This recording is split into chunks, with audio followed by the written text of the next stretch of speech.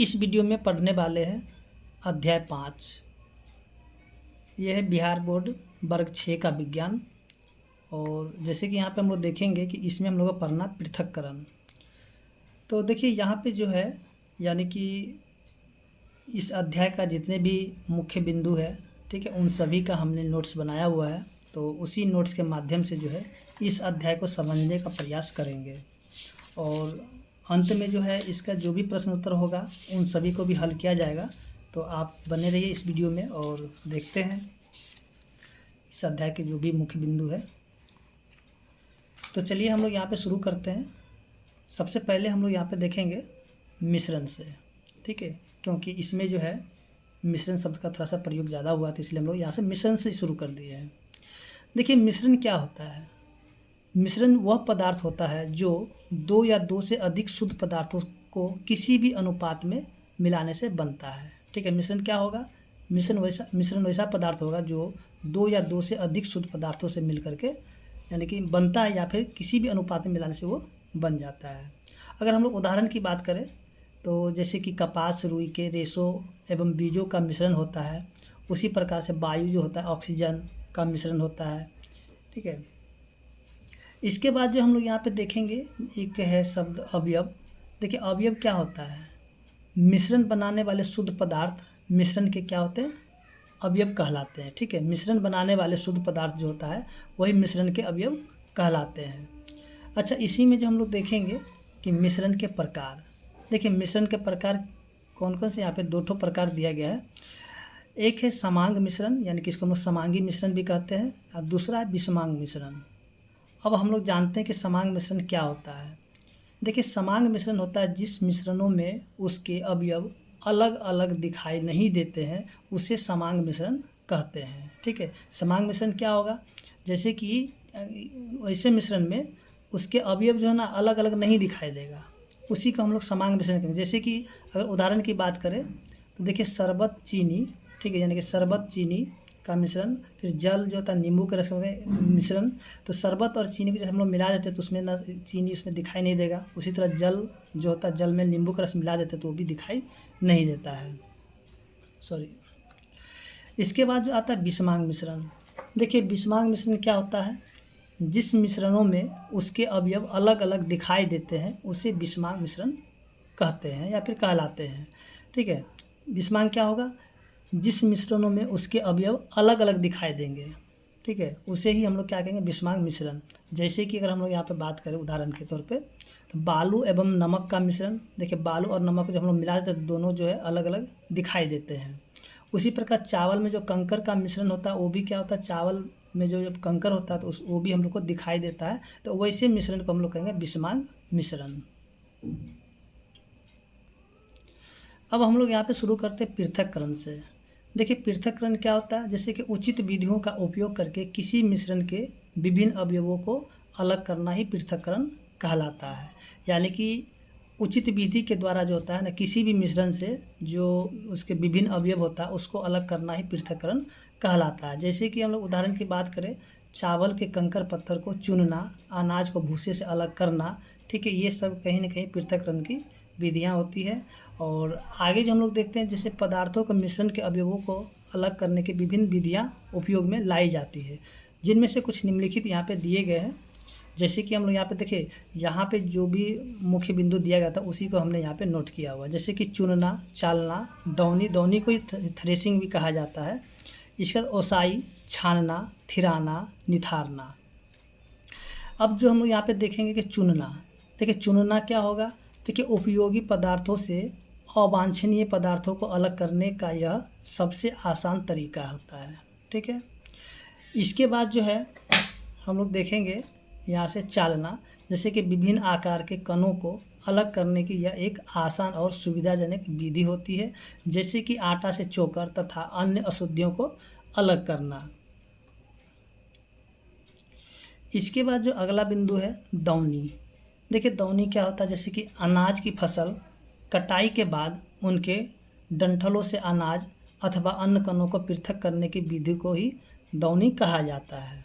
ठीक है। जैसे कि आप देखेंगे, जैसे गेहूं की कटाई होती है तो गेहूं का डंठल और गेहूं साथ में रहता है, तो उसको जो अलग करने की विधि जो होता है उसी को क्या कहेंगे, दौनी कहा जाता है। ठीक है। इसके बाद आता है ओसाई। देखिए ओसाई क्या होता है, ओसाई जो तो भारी पदार्थ के साथ मिले हल्के पदार्थ को हवा की सहायता से अलग करने की एक प्रक्रिया होती है। ठीक है। जैसे कि थोड़ा सा ऊंचाई में जाने के बाद जो है, यानी कि अगर गेहूं और भूसे उसमें मिला हुआ है तो थोड़ा सा उसको ऊंचा, यानी कि जो हवा जिस तरह चल रहा है, ठीक है, उसी की दिशा में, यानी कि उसको जो है ना ऊपर से थोड़ा करके उसके बाद उसको गिराया जाता है। ठीक है। जिससे क्या होता है कि अनाज का दाना वहीं पे गिर जाता है, भूसा क्या होता है उड़कर साइड हो जाता है। इसके बाद है छानना। देखिए किसी द्रव और उसमें नहीं घुलने वाले ठोस के मिश्रण से उसके अवयवों को अलग करने की विधि को ही छानना कहते हैं। इसके बाद जो हम लोग देखेंगे थिराना। जैसे कि जल में अघुलनशील एवं जल से भारी कण पेंदे में जमा हो जाता है तो पदार्थ को इस तरह जमने या बैठने की क्रिया को थिराना कहते हैं। इसके बाद हम लोग देखेंगे निथारना। देखिए थिराने के बाद जमे हुए पदार्थ से जल को या अन्य द्रव को अलग करना निथारना कहलाता है। इसके बाद जो एक और बिंदु है, जैसे कि हम लोग यहाँ देखेंगे क्रोमे क्रोमेटिग्राफी। ठीक है। क्रोमेटोग्राफी क्या होता है, पदार्थों को पृथक करने का एक आधुनिक एवं काफ़ी मज़ेदार तरीका होता है। देखिए ये जो होता है ना, इसी को ये क्रोमेटोग्राफी होता है, इसको निम्नलिखित दो तरीके से किया जाता है। इसके बाद जो होता है, यह काफ़ी उपयोगी विधि है जिसका उपयोग अल्प मात्रा में उपलब्ध मिश्रण के अवयवों को अलग करने में होता है। जैसे कि हम लोग यहाँ पर अगर बात करेंगे कि जैसे होता है इसके, देखिए ये क्रोमेटोग्राफी की विधि से हम लोग यहाँ पे देखेंगे, ये जो होता है इस विधि का उपयोग करके पेड़ पौधों में पाए जाने वाले दवाइयाँ यानी कि औषधियों को अलग अलग कर सकते हैं। जैसे कि तुलसी, नीम, चिरेता आदि ऐसे कई पेड़ होते हैं जिनमें दवाइयाँ होती है। पहले इनका काढ़ा बना लेते हैं, फिर उस काढ़े की क्रोमेटोग्राफी करते हैं। क्रोमेटोग्राफी करने से काढ़े में उपस्थित पदार्थ अलग अलग चिन्ह देते हैं। कई और भी उपयोग होते हैं क्रोमेटोग्राफी के, जैसे कि फूलों के रंग की जांच करने के लिए, किसी चीज़ में मिलावट की जांच करने के लिए, ऐसे कई कामों में इसका खूब उपयोग होता है। ठीक है। तो अब यहाँ पे जो हम लोग शुरू करेंगे, जो इसका प्रश्न उत्तर है उन सभी को हम लोग देखेंगे। सबसे पहले यहाँ पे जो शब्द आए हैं, देखिए यहाँ पे जो है इन सभी शब्दों को आपको क्या करना होगा, याद कर लेना होगा। इसके बाद जो है यहाँ से जो शुरू होता है, सबसे पहले हम लोग देखेंगे सही उत्तर चुनिए, यानी कि यहाँ पे ऑब्जेक्टिव प्रश्न दिए गए हैं तो इसमें जो सही उत्तर होगा उसी को चुनना है। देखिए यहाँ पे कौन नंबर दिया कि वे पदार्थ जो पानी या अन्य तरल पदार्थों में घुल जाते हैं उन्हें क्या कहा जाएगा, तो देखिए ये हो जाएगा घुलनशील। ठीक है, ये क्या हो जाएगा, घुलनशील। इसके बाद जो पदार्थों को अलग अलग करने की क्रिया क्या कहलाती है, तो देखिए यहाँ पे वाष्पीकरण, चुनना, छानना, यानी कि ये सभी के सभी जो होता है पदार्थों के अलग करने की क्रिया होती है। ठीक है, इसलिए इसका उत्तर क्या हो जाएगा, इनमें से सभी, यानी कि ये सभी के सभी उत्तर हो जाएंगे। इसके देखिए जल में अघुलनशील एवं जल से भारी कण बर्तन के पेंदे में जब जम जाती है तो उस क्रिया को क्या कहेंगे, तो ये हो जाएगा थिराना, जैसे कि हमने अभी देखा था। ठीक है, यानी कि नोट्स में, तो इसका उत्तर हो जाएगा थिराना। इसके बाद जो आता है घ नंबर, देखिए घ नंबर दिया गया थिराने के बाद जमे हुए पदार्थ से जल या अन्य द्रव को अलग करने की क्रिया को क्या कहेंगे, तो देखिए इसका हो जाएगा निथारना। ठीक है, इसका उत्तर क्या हो जाएगा, निथारना। इसके बाद आता है अंग। देखिए जब मिश्रण बहुत कम मात्रा में हो तो इसे अलग करने की क्रिया की विधि को कौन सी विधि बेहतर होगी, तो देखिए इसका उत्तर हो जाता है क्रोमेटोग्राफी। ठीक है, जैसे कि हमने भी देखा था क्रोमेटोग्राफी हो जाएगा। अच्छा, इसका हो जाएगा निथारना।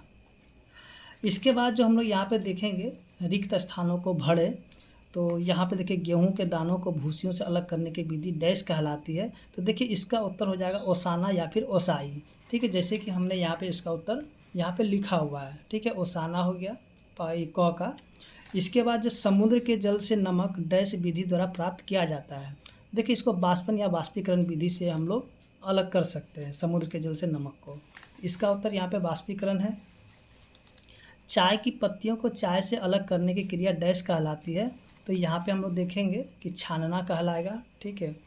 इसके बाद देखिए क्रोमेटोग्राफी का उपयोग पेड़ पौधों में पाए जाने वाली दवाइयों को डैश करने में किया जाता है। देखिए इसका उत्तर हो जाएगा अलग करने में, ठीक है, अलग करने में किया जाता है। इसके बाद हम लोग यहाँ पे देखेंगे प्रश्न नंबर 3 से, जैसे मिश्रण से अवयवों को अलग करने की ज़रूरत क्यों होती है।